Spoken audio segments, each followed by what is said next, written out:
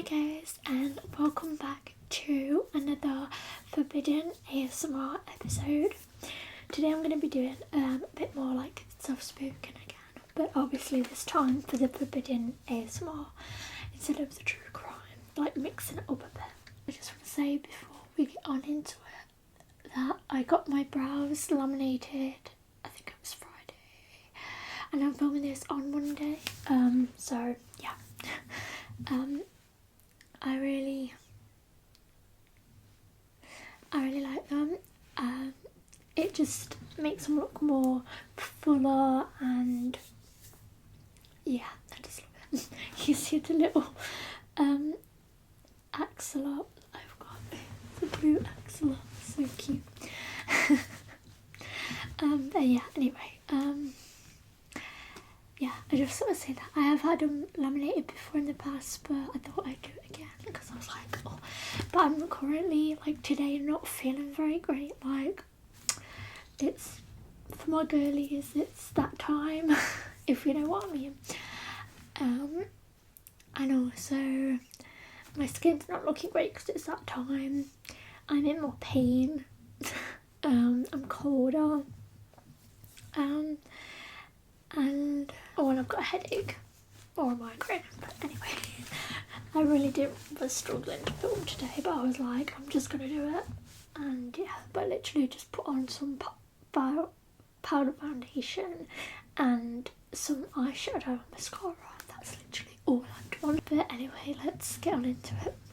So we're going to be carrying on with the famous celebrity, like, mysterious deaths. So I've got another like 3 to talk about. So the first person we're going to be talking about is Brittany Murphy, and she's an actress. Though the sudden death of Brittany Murphy inside her Los Angeles home in December 2009 was initially ruled to be a tragic twist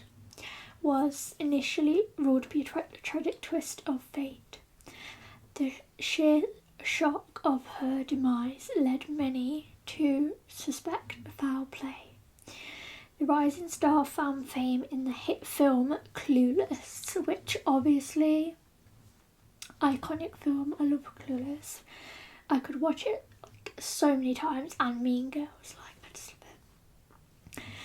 Girl interrupted riding in cars with boys and Uptown Girl.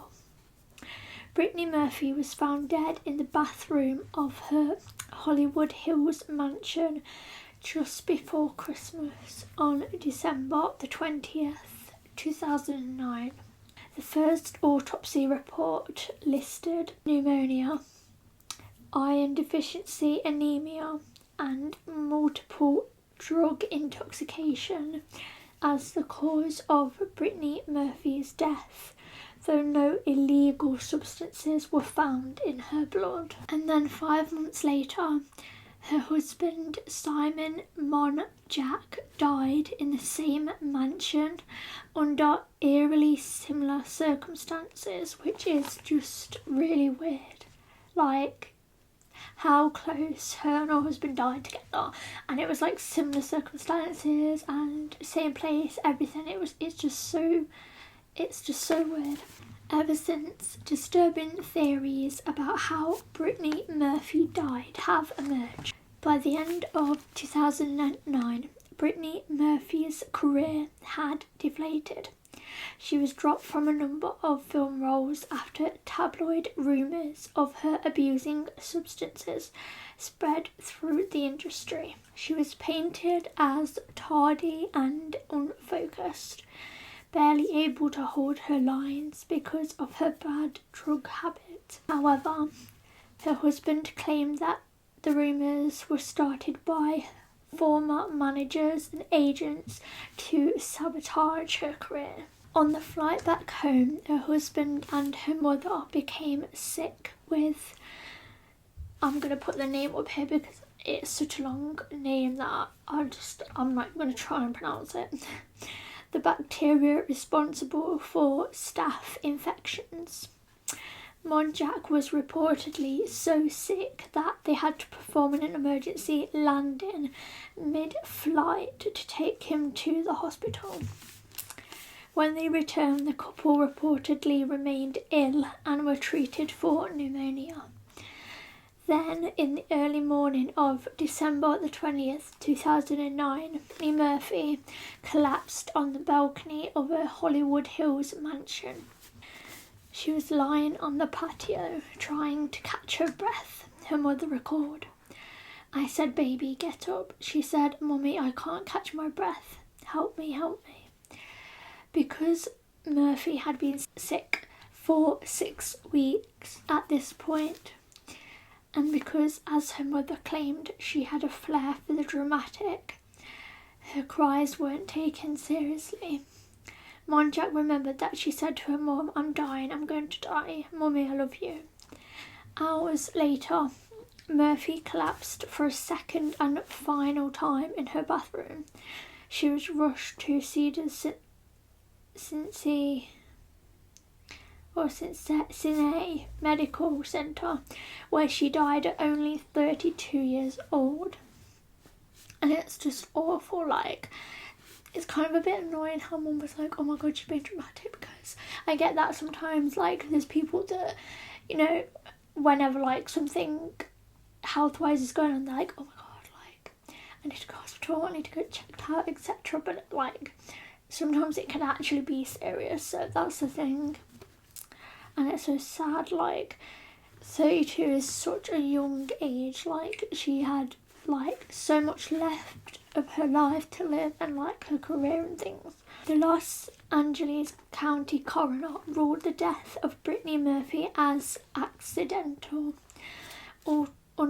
Ultimately, they believed a lethal combination of pneumonia, which Murphy possibly caught from the staph infection her family contracted on their trip, an iron deficiency and multiple drug intoxication claimed her life. Her husband, meanwhile, said the actress died of heartbreak due to her mistreatment in Hollywood. But Monjack's similar death 5 months later raised flags for many. His was reportedly caused by pneumonia and anemia as well. And while some theorised toxic mould may have made its way into their home, and others suspected foul play. In November 2013, an independent inquiry was launched by Brittany Murphy's father, Angelo Bertolotti, into her death. This second toxicology report, which was analysed by a forensic pathologist, found traces of different heavy metals in Murphy's blood, which led her father to believe that she was poisoned, which is really weird. I have a feeling that there was definitely a murder situation here, he told Good Morning America, while implying that different family members played a role in his daughter's death. He initially believed Monjack may have been responsible for killing her, believing he was controlling and purposefully destroying her career. But Sharon Murphy disputed Bertolotti's claims in an open letter. The metals, antimony and barium found in the new report have since been dismissed as a possible result of Murphy's frequent hair dyeing. Which is kind of weird because it's like, I don't understand that. I don't even know like that had that in, or them kind of metals in, I don't know. Because I dye my hair a lot and I don't know, it's just a bit weird. Like, there was also the bizarre conspiracy theory that Brittany Murphy was targeted by the government due to her friendship with the Hollywood filmmaker and whistleblower. The rumour was supported by the allegation that Monjack was paranoid in the months leading up to his wife's death. Monjack believed that he and Murphy were being watched and even installed 56 cameras across her property, which is insane. Monjack also reportedly installed a scrambling device to prevent their phone conversations from being wiretapped. But the only confirmed connection between alleged whistleblower and how Murphy died was the letter that the whistleblower sent to her publicist asking for public support in the case, which the publicist politely declined. There were also suspicions that the actress had died from toxic mould growing inside her house. Her mother initially said it was absurd, but changed her mind and claimed that toxic mould did indeed kill her daughter and son-in-law. Her husband and mother said that Murphy relied on prescription drugs for much of her adult life to cope with the chronic pain she suffered from a car accident, but that she wasn't a drug addict. Murphy also allegedly suffered from heart murmurs, which her mother and husband claimed would have made it impossible for her to consume any illegal substances without endangering herself. On the day of Brittany Murphy's death, she had reportedly taken a cocktail of drugs, including the antibiotic, Jackson, migraine pills, cough medicine, the antidepressant Prozac, and a beta blocker she got from her husband, and a few over-the-counter meds for the period cramps and nasal discomfort she had at the time. While her death was ultimately ruled as an accident, the coroner did state that the cocktail of drugs combined with her weakened physiological state probably had adverse effects on the actress, which kind of makes sense what the coroner was saying about how she had all these drugs in her system. So she had a lot of different things, like she had stuff for mental health, stuff for pain, period cramps, like nasal, and antibiotics can be quite, as well. On top of all that, she had them, and she also had a tablet from her husband. And at the time, obviously, she was ill with pneumonia, so her body was obviously in a weakened state. So kind of makes sense, because obviously her immune system was probably fine as well, but having all that sort of different drugs at the same time probably didn't help. Next, we're going to be talking about Amy Winehouse. Amy Winehouse made a massive mark on the music industry before her career was tragically cut short when she died at age 27 from accidental alcohol poisoning. She shot to fame in her early 20s, but through it all, she was dealing with drug and alcohol addiction and long-term bulimia. After several trips to rehab and a few near-death experiences, Winehouse was clean from hard drugs in the final years of her life. Although she was making strides in her recovery from alcoholism, it was an unfortunate relapse that ultimately took her life. Winehouse's official cause of death was, quote, alcohol toxicity, end quote. At the time of her passing, Winehouse's blood alcohol level was more than 5 times over the legal limit. Her parents shared this statement, quote, it is some relief to finally find out what happened to Amy. We understand there was alcohol in her system when she passed away. It is likely a build-up of alcohol in her system over a number of days.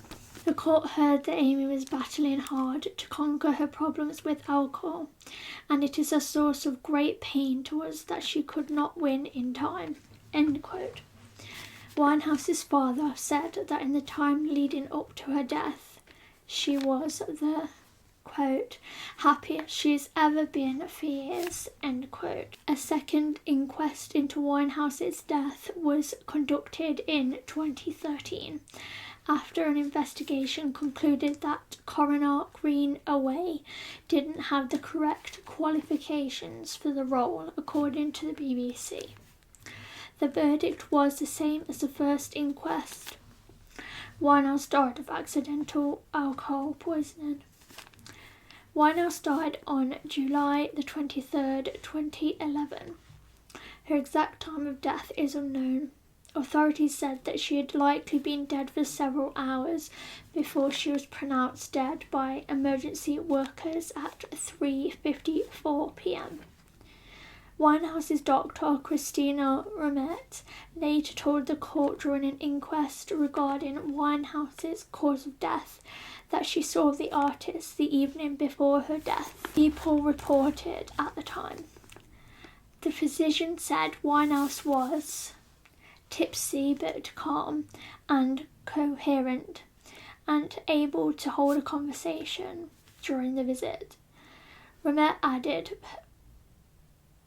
per BBC, she didn't want to die, she was looking forward to the future. The Grammy winner last spoke to her security team around 10 a.m. on July the 23rd, telling them she was going to sleep. Hours later, her bodyguard found her body in bed and called emergency services, who pronounced Winehouse dead around 4 p.m. local time. Police were called by London Ambulance Service to an address in Camden Square, NW1, shortly before 4:05. Saturday, the 23rd of July, following reports of a woman found deceased, London's Metropolitan Police said in a statement at the time. Winehouse was 27 at the time of her death. She is one of the several famed musicians and actors to die at that exact age, including Kurt Cobain and Jimi Hendrix, which I think next week I'm going to be doing about the 27 Club, which is kind of linked to that sort of theory. It's like another theory, which we'll talk about that. The day before Winehouse's death, she spent time with her mother. Janice recorded their final conversation during a 2014 appearance on the British TV show Lorraine. Quote, "Thank God I said on that day, 'I love you, Amy,'" Janice shared. "And she said to me, 'I love you, Mummy,'" end quote. In the 2015 documentary, Amy, the late singer's bodyguard, Andrew Morris, also detailed his last visit with Winehouse. The two watching videos of her performances when Winehouse commented on her vocals, telling Morris that she would give it back just to walk down the street with no hassle, which I find quite sad, because obviously she was kind of sad that she didn't want to be, seemed like she didn't want to be famous or didn't want to have like so much hassle. She could just, you know what I mean, walk out the street and no one would like make a big fuss or anything. A memorial service was held in the musician's honour at a synagogue in North London on July the 26th, 2011. It was attended by 150 people, including her family, bandmates and music executives, as well as producer Mark Ronson and close friend Kelly Osbourne. In 2016, Adele said that she owed 90% of her career to Winehouse. Michael Jackson. The singer died from a cardiac arrest, but his death is shrouded with mystery, as his personal doctor was accused of slow poisoning him. One theory suggests that Jackson is still alive and has faked his death because he was heavily in debt. However, his post-mortem report confirmed that the body was that of Jackson's. Soon after his death, a border officer had seen Michael Jackson crossing the border from California to Mexico. However, not a single person in Mexico has seen Jackson yet. Several fans still think he is alive. There are plenty of theories that are supported by pictures that claim the legendary singer is still alive. Obviously, the pictures show a look-alike person. Michael Jackson's only daughter, Paris, says that she believes her father was murdered. In an old interview, Paris told a news agency she believed Jackson's 2009 death due to cardiac arrest was a setup. Michael Jackson died due to drug overdose. Reports also stated that he died from the combination of drugs in his body. The star was heavily addicted and was injected daily with that medication. Dr. Conrad Murray, Jackson's doctor, was convicted of the artist's death, and later he was found guilty of involuntary manslaughter and was sentenced to 2 years in jail. He was 50 when he died. Michael collapsed and died at his rented Los Angeles chateau on June the 25th.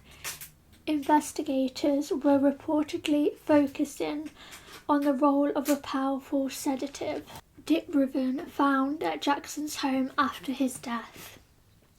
Experts say the drug used in hospitals to induce unconsciousness in patients before major surgery should only be administered by an anesthesiologist and should never be used at home. The singer's sister, LaToya, told a British newspaper for an undisclosed sum that she believed he had been killed by a shadowy conspiracy. Quote, "Michael was murdered, and we don't think just one person was involved. I feel it was all about money," end quote, she said. To date, no burial is confirmed to have taken place, raising the possibility that Jackson's body may yet be interred at his sprawling Neverland Ranch fantasy estate in accordance with the wishes of family and friends. The heirs to Jackson's estate, his children Prince Michael 12, Paris 11, and youngest brother Prince Michael II 7, are in the care of Catherine Jackson, named in the singer's will as their legal guardian. However, the biological mother of Prince and Paris, Jackson's ex-wife, Debbie Rowe, is reportedly mulling whether to seek custody of the children. Propofol is an injectable drug that promotes relaxation and sleep before surgery. It's typically used before an anaesthetic. Side effects are low blood pressure and pauses in the breathing. It can also have effects on the heart. Jackson used a variety of sleeping pills, but returned to propofol because of his intense insomnia. Jackson is said to have taken a few pills of lorazepam the morning of his death, according to the BBC. The drug is a sleeping aid and a muscle relaxant. He also had midazolam in his system, which acts similarly to lorazepam. It's commonly used to treat seizures. Other pills found in his body include Valium, an anxiety and insomnia pill, lidocaine, a dentist-used numbing agent, and ephedrine, an appetite suppressant. If I didn't say it right, I'm just going to put all these names up on the screen. Jackson's own daughter, Paris, explained his death could have been an intentional murder.